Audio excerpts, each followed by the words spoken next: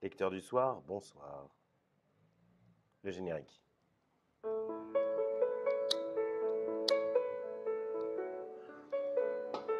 C'est une des seules chansons des Beatles qui a été composée par... Ah merde, du coup j'oublie son nom. Ni par Paul McCartney, ni par John Lennon, c'est un des deux autres. Here Comes the Sun, elle est très très belle.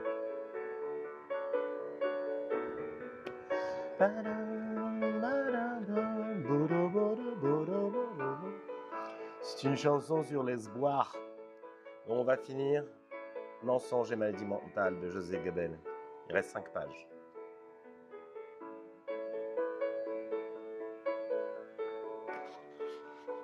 On attend les copains. Ah, il y a Marika. Coucou Marika. Putain, ces lectures sont même écoutées en Italie, vous vous rendez compte? C'est énorme, c'est de la lecture internationale, quoi.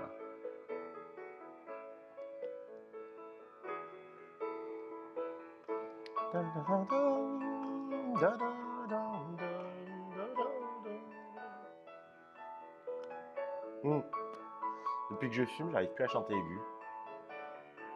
Avant, j'arrivais à chanter aigu. Dommage.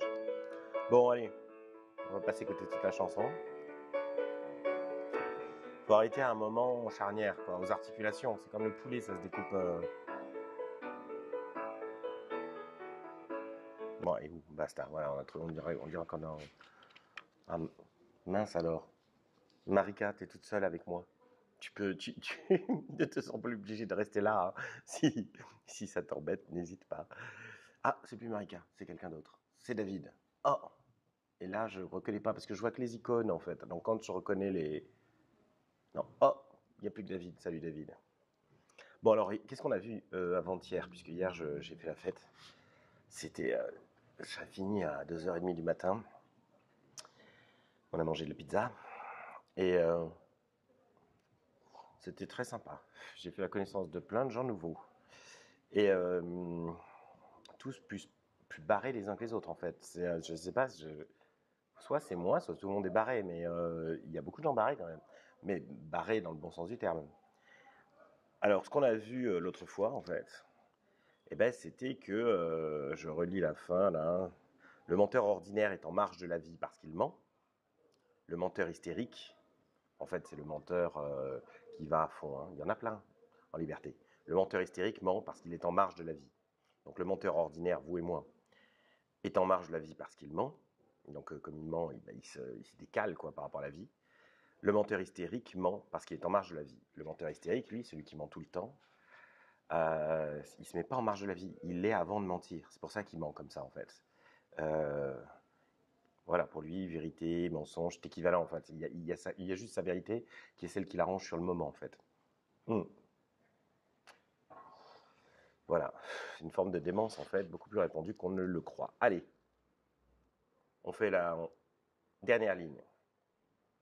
En effet, le mensonge est en même temps une technique magique, une fausse maîtrise de la réalité, une illusion de praxis. La praxis, c'est la capacité à agir, en fait. Donc voilà, on a l'illusion d'un pouvoir avec le mensonge. Donc en effet, le mensonge est en même temps une technique magique, une fausse maîtrise de la réalité, une illusion de praxis. L'homme normal maîtrise sa destinée en transformant son milieu et en se transformant en lui en même temps. Le menteur se complaît dans une réalité factice. Son mensonge est en fait l'équivalent des hallucinations du délirant. Bon, ça a l'air simple, mais moi j'ai envie d'insister.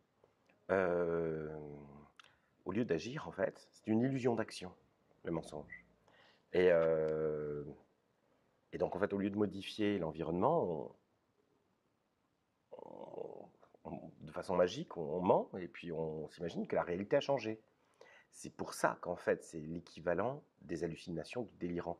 C'est pour ça que c'est un proto-délire, en fait, le mensonge pathologique. Dans cet ordre d'idées, la psychologie du menteur n'est pas sans rapport avec celle de l'incendiaire pathologique.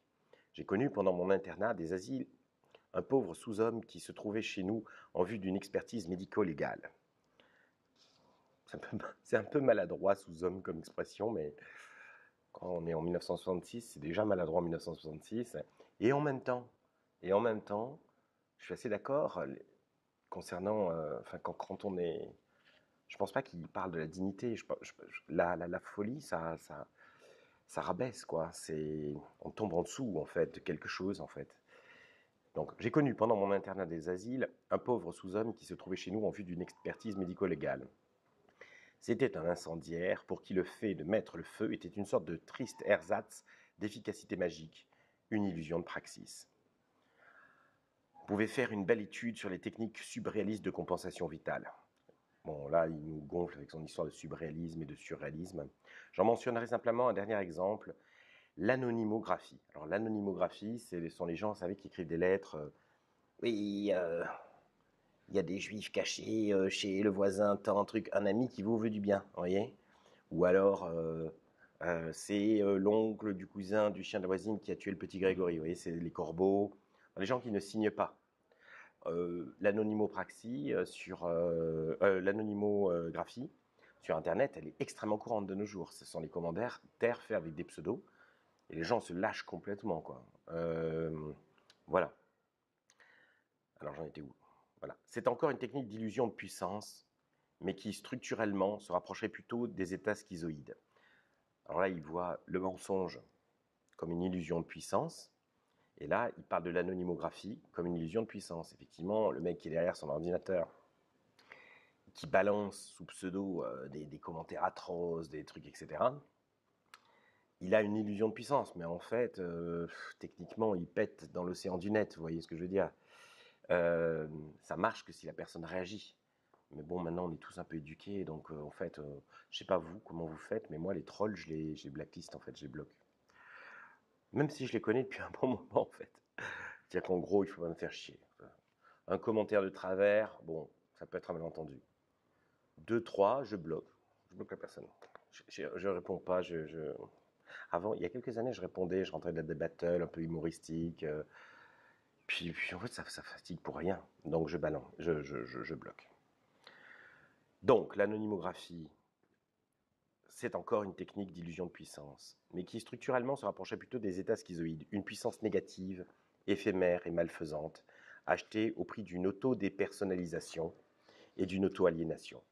De même que le mensonge, l'anonymographie est une technique parapsychotique.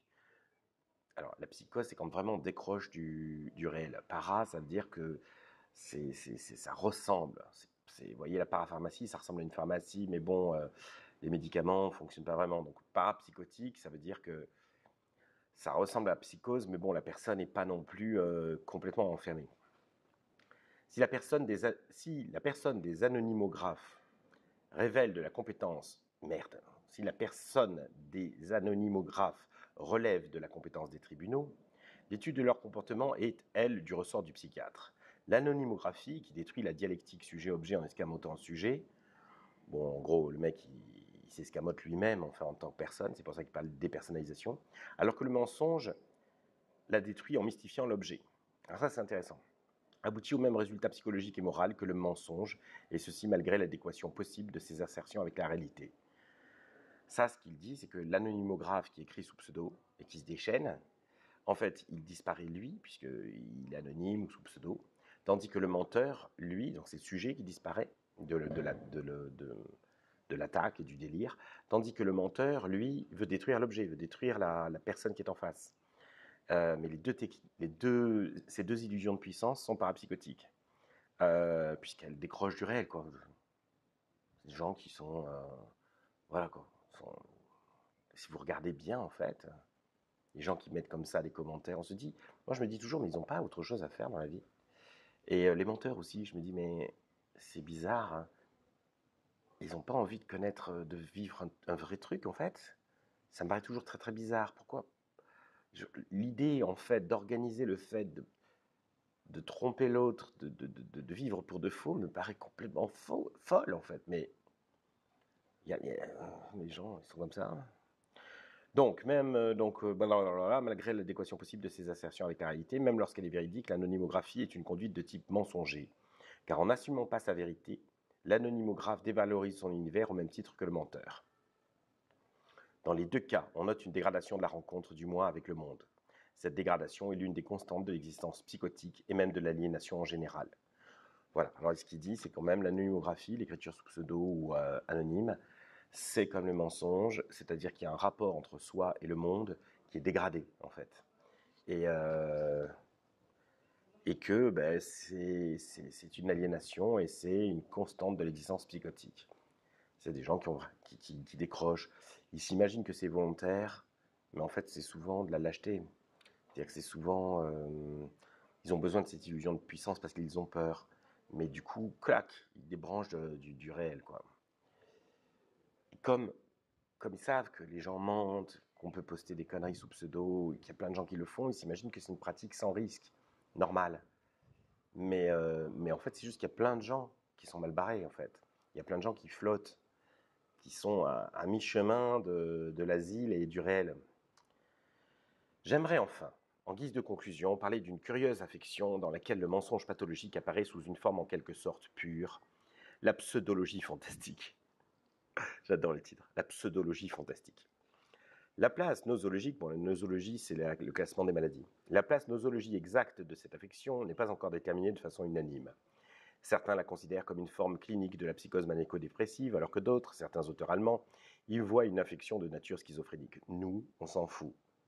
La place nosologique de la pseudologie fantastique, moi je sais pas vous, mais moi je m'en tamponne complètement. Par contre, j'aimerais bien qu'il arrive à des concepts, là, au lieu de se toucher le bout du gland, pour impressionner ses pairs. Le pseudologue est quelqu'un qui a perdu la notion des limites entre le vrai et le faux. Ça, c'est intéressant. Il y a le menteur et le pseudologue. Mais on a vu plus haut que les menteurs vraiment qui vont à fond, là, ils sont des pseudologues. Ils ne savent plus au bout d'un moment ce qui est vrai, ce qui est faux, quoi. Ils se convainquent de leurs mensonges. Le pseudologue est quelqu'un, logos, c'est le discours, pseudo, le faux discours qui se fait passer pour vrai, donc le pseudologue. C'est quelqu'un qui a perdu la notion des limites entre le vrai et le faux. C'est souvent un hableur, un homme à l'intéressable faconde, ce qui explique que sa parenté... Putain, moi je suis un hableur, un homme à l'intéressable faconde. C'est inquiétant, mais d'un autre type. Ce qui explique que sa parenté avec le syndrome maniaque a pu être soutenue. On n'en trouve pas beaucoup dans les asiles, on les rencontre dans la vie, dans la presse quotidienne, rarement cependant à la une. Dans la vie, ce sont souvent des tapeurs à l'occasion des escrocs. Leur nocivité sociale va rarement au-delà. Ils sont convaincants car ils sont convaincus. Ils sont facilement des dupes. On lit parfois dans la presse que l'on a démasqué le docteur un tel qui a exercé la médecine dans telle localité, ou plus souvent dans un hôpital, avec succès et à la satisfaction de la clientèle, mais sans l'ombre d'un diplôme. Autrefois, alors il faut tous que vous lisiez l'adversaire d'Emmanuel Carrère, hein, qui parle de Jean-Claude Roman, qui a fait toute sa carrière comme médecin alors qu'il n'avait pas un seul diplôme. Un livre terrifiant, mais excellent, un des meilleurs livres de littérature contemporaine des 20 dernières années. Autrefois, avant la guerre, le quartier latin possédait toute une population flottante de farfelus, dont le certain Ferdinand Lope a été comme le porte-drapeau. J'ai connu moi-même un psychanalyste qui analysait ses clients, étant lui-même couché sur un divan. Évidemment, le pauvre homme n'a jamais été en analyse didactique, c'est-à-dire que vous savez que les psys, en fait, ils sont eux-mêmes patients, en fait. Ils débriefent avec un autre psy, parce que sinon, ils se prennent toute la merde des gens toute la journée. Si de temps en temps, il n'y a pas quelqu'un qui les surveille, ils partent en vrille. C'est ça. Et puis bon, l'analyse didactique, c'est l'apprentissage, en fait. Enfin, donc c'est pas ce que je viens de dire, mais bon, enfin bref. C'est quand un psy va voir un autre psy, pour être formé ou pour être débriefé. Alors, je recommence. J'ai connu moi-même un psychanalyste qui analysait ses clients étant lui-même couché sur un divan. Évidemment, le pauvre homme n'a jamais été en analyse didactique. Il a simplement lu des descriptions de séances qu'il a mal comprises de travers. Blablabla. Il y a aussi les faux gentilshommes. Le psychiatre hollandais Havermans a décrit le cas d'un homme d'origine parfaitement humble qui trouvait son plaisir, dans le sens fort du terme, à raconter en société et devant son épouse malade de honte les hauts faits d'armes de ses ancêtres imaginaires. Ce sont là des caractères hystéroïdes. Chacun d'entre nous trouvera d'autres exemples dans ses souvenirs ou dans ses lectures. Je conclus, encore que le sujet soit loin d'être épuisé. Nous vivons en état d'équilibre dynamique avec notre milieu. Ça, c'est important là. Nous vivons en état d'équilibre dynamique avec notre milieu. Cet état d'équilibre dynamique s'appelle la santé. À l'échelle psychologique, cet équilibre est avant tout un équilibre axiologique, un équilibre de valeurs. Nos rapports avec nos semblables ressortissent à l'interaxiologie autant et plus qu'à l'interpsychologie. Ce qui veut dire, en fait, c'est qu'on ne peut pas vraiment rentrer en contact avec quelqu'un si on a des valeurs qui ne se recoupent pas. Ce n'est pas parce qu'on a une illusion qu'il y a une connexion psychologique.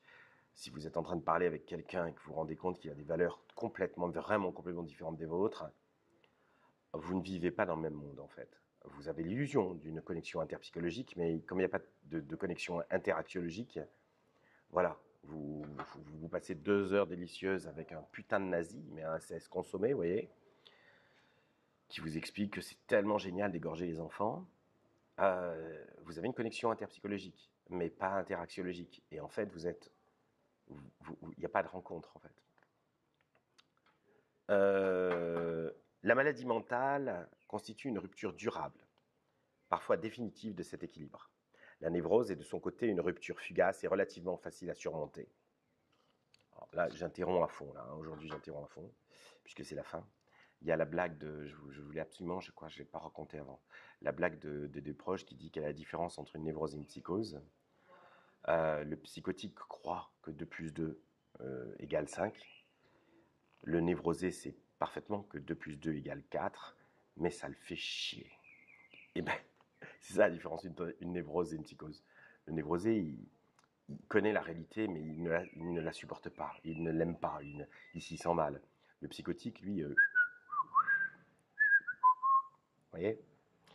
Alors, la maladie mentale constitue une rupture durable, parfois définitive, de cet équilibre. La névrose est de son côté une rupture fugace et relativement facile à surmonter. Eh bien, le mensonge, s'il devient chronique, est comme une première étape de cette rupture axiologique avec l'ambiance. C'est bel et bien une ébauche de maladie mentale. Ça, je trouve ça beau. Le mensonge est une ébauche. Le mensonge, s'il devient chronique, est une ébauche de maladie mentale. Le mensonge est par rapport à la névrose ce que la névrose est par rapport à la psychose. Ça, c'est énorme, parce que ce que je viens de vous dire, c'est-à-dire que le névrosé sait parfaitement que 2 plus 2 égale 4, tandis que le psychotique, mais il est très très mal avec ça, tandis que le psychotique croit que 2 plus 2 égale 5. Donc vous voyez le décalage, c'est-à-dire que le névrosé est toujours dans le réel. Putain, il y a des oiseaux ici, c'est la folie. Le névrosé est toujours dans le réel, mais il s'y sent mal, tandis que le psychotique a quitté le réel. Et lui, ce que dit Joseph Gabel, c'est qu'il y a une marche entre la santé mentale et la névrose, c'est le mensonge. Et putain, mais c'est pas possible, je sais pas si vous entendez, c'est dingue. Vous entendez? Putain, c'est quoi comme oiseau? Depuis le déconfinement, il y a, je sais pas, il y a des espèces d'oiseaux, là, il y en a 5, 6. J'espère que vous entendez, c'est impressionnant.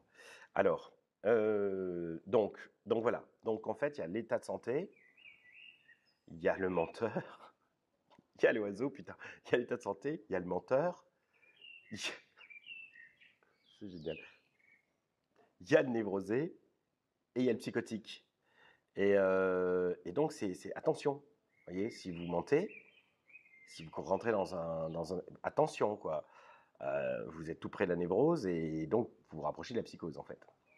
On a dit de l'aliéné qu'il a perdu la station debout, mais le menteur, lui, perd la face. La différence est-elle essentielle? Disons en conclusion que la psychopathologie nous apporte la confirmation de ce que nous savions par ailleurs.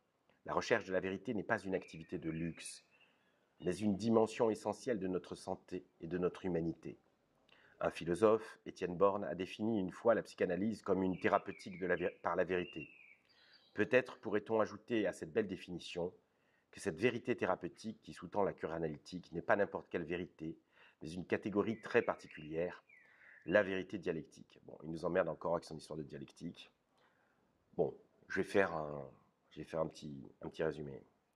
Ce qu'il y a de beau là-dedans, c'est cette phrase. La recherche de la vérité n'est pas une activité de luxe, mais une dimension essentielle de notre santé et de notre humanité. Et aussi, j'aime bien le fait que le menteur perd la face. En fait, le menteur, qui est dans l'illusion de praxis, l'illusion de puissance, qui est une illusion forte, mais on a vu qu'après, ça l'aliénait techniquement, Et puis que les menteurs pathologiques, hystériques, chroniques, eux, ils étaient coupés, quoi. Ils ressentaient plus rien, ils voyaient plus la différence entre la vérité et le mensonge, ils se convainquaient de... Enfin, c'était proto-délirant, en fait. Et ils sont en circulation. Eh bien, cette idée que le menteur perd la face, en fait, c'est très intéressant. Parce que, en fait, à force de mettre des masques, avec tout le monde, les masques collent, et puis surtout, on ne voit plus la différence entre les différents masques et son visage, en fait. On ne sait plus lequel est son propre visage. Et c'est comme ça que le menteur perd la face. Donc, il ne perd pas la face parce qu'il est découvert. Il la perd, il se tape la honte chaque fois qu'il est découvert parce qu'ils sont toujours découverts, mais il perd la face parce qu'à force de porter des masques, il perd son visage, en fait. Il ne sait plus qui il est. Et donc, on a des gens qui se disent ah, qu'est-ce que je suis malin, que top of the world, et qui en fait disparaissent pour eux-mêmes, en fait, et en souffrent. Ils s'imaginent comme ça, manipuler, être au-dessus, contrôler les autres, et en fait, c'est eux qui disparaissent. Et ce qui est terrible, ben, c'est que comment voulez-vous convaincre des gens comme ça que pour leur bien, il faut qu'ils arrêtent de mentir. Vous ne pouvez pas, en fait. Ils se sont déjà dissous. Et c'est un livre qu'il faudrait écrire, quoi. Comment on peut faire pour recoaguler quelqu'un qui s'est dissous lui-même par le mensonge, en fait. Et ça serait super. Il y aurait plein de gens à aider, hein. Enfin, voilà. Et ce qui me plaît aussi, c'est cette histoire qu'en fait, la santé mentale dépend des valeurs. Alors, chacun peut avoir ses propres valeurs, vous voyez. Mais si on n'est pas capable de faire la liste des trois valeurs les plus importantes pour chacun d'entre nous, voilà, vous prenez un papier, quelles sont les valeurs, vraiment les choses les plus importantes pour moi, en fait. Ça peut être la loyauté, ça peut être la justice, ça peut être... je sais pas, moi, il y a des gens pour qui c'est la force. Les Romains, leur valeur, c'était la force, le fait d'être impitoyable. Et tout à l'heure, je vous parlais de rupture axiologique avec des nazis, mais on peut avoir des ruptures axiologiques avec des gens qui ne sont pas des nazis. Vous allez rencontrer des gens, enfin, je sais pas, moi, ça m'est arrivé, qui haïssent la faiblesse, en fait. Ils la haïssent. Mais vraiment. Ils le disent pas trop, mais s'ils parlent un peu, si vous les connaissez mieux, ils vous le disent. Si vous êtes quelqu'un plutôt gentil, qui a plutôt tendance à relever les gens qui sont à genoux, et que vous êtes en train de parler avec quelqu'un qui, quand il voit quelqu'un à genoux, l'achève. C'est parce que c'est sa valeur, quoi. Ah, t'es à genoux, t'es faible, je te tue. Vous voyez, c'est pas un nazi. C'est parce que tout ça, c'est de la métaphore. C'est un sale con, une sale conne, mais c'est pas un nazi. C'est quelqu'un culturellement, je dirais, de pré-chrétien, en fait. C'est quelqu'un qui fonctionne sur des valeurs romaines, quoi, de l'Empire romain. Et les nazis aussi étaient... Mais bon, c'est pas un nazi. Et il y a des gens comme ça. Vous savez, tous ces gens, ce qui compte, c'est la performance. C'est la performance, mon gars. Hein?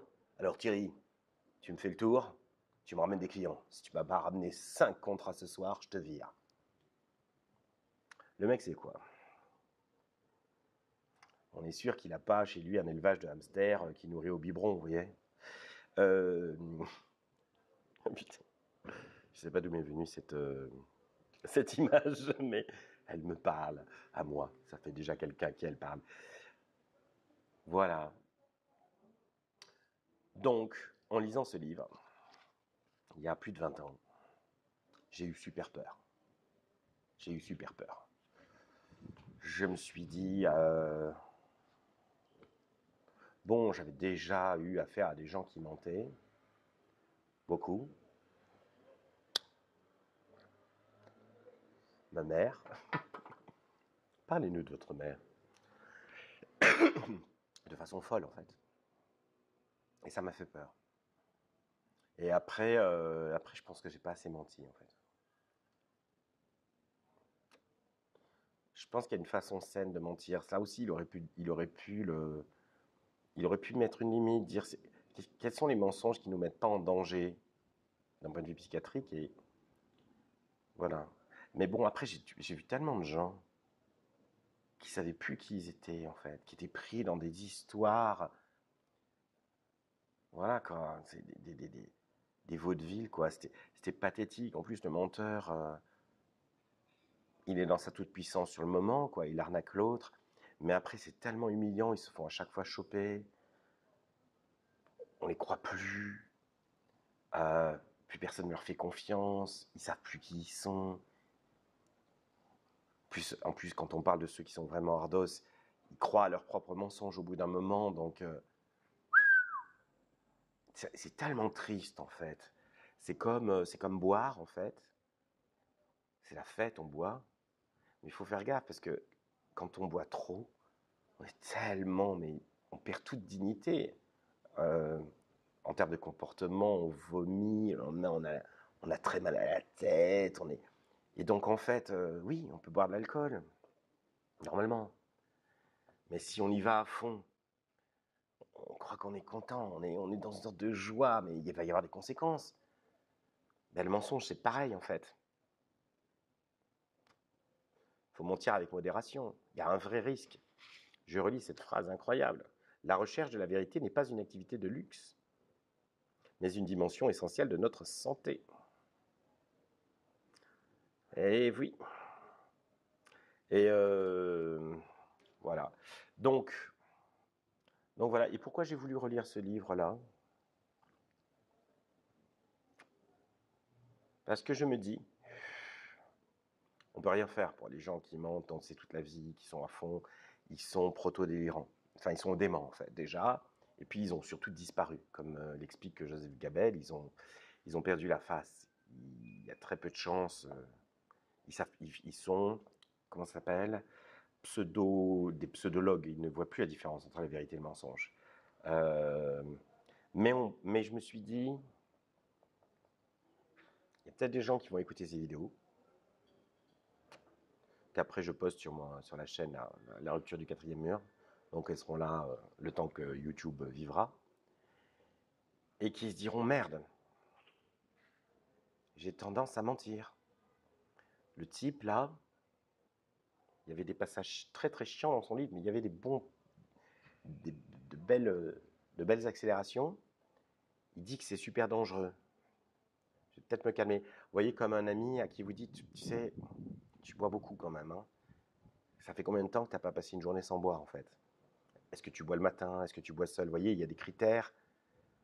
Si vous buvez seul, si vous buvez dès le matin, si vous ne pouvez pas passer 3 jours sans boire un verre d'alcool, vous avez un problème avec l'alcool.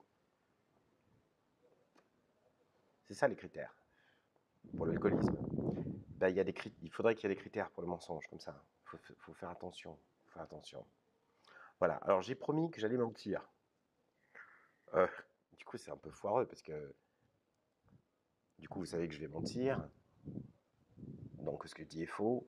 Donc, je ne pourrais pas mentir. Alors, il faut que je mélange, en fait. Il faut que je mélange un truc vrai et un truc faux. Parce que je trouve ça rigolo de mentir à la fin de la lecture de ce livre. Qu'est-ce que je pourrais dire? Je vais dire un truc vrai et un truc faux.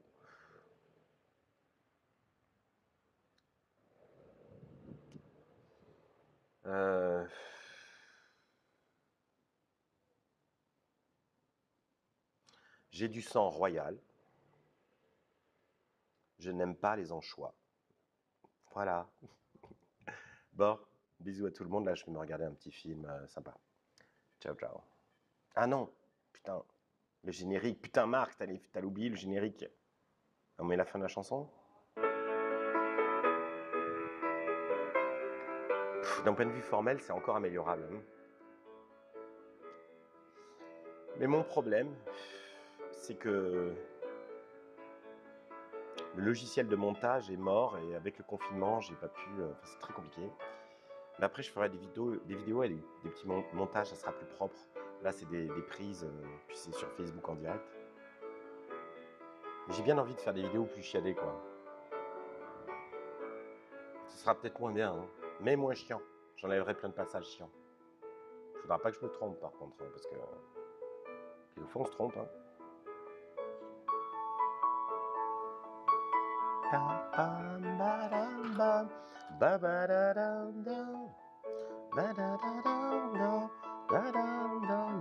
Moi, je vois toujours une plage avec le soleil.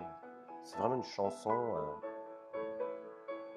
sensation, vous voyez, un peu de début d'extase tranquille. Enfin, pour moi, c'est la Corse, cette chanson. C'est la plage de Capo di Feno. Hein? Je sais pas si Héloïse m'écoute, mais est-ce que tu te souviens, Héloïse, le petit matin sur la plage de Capo di Feno, on allait regarder les étoiles la nuit. Bah c'était ça, Here Comes the Sun. Oh, putain, si ça c'était pas de la fin, bisous.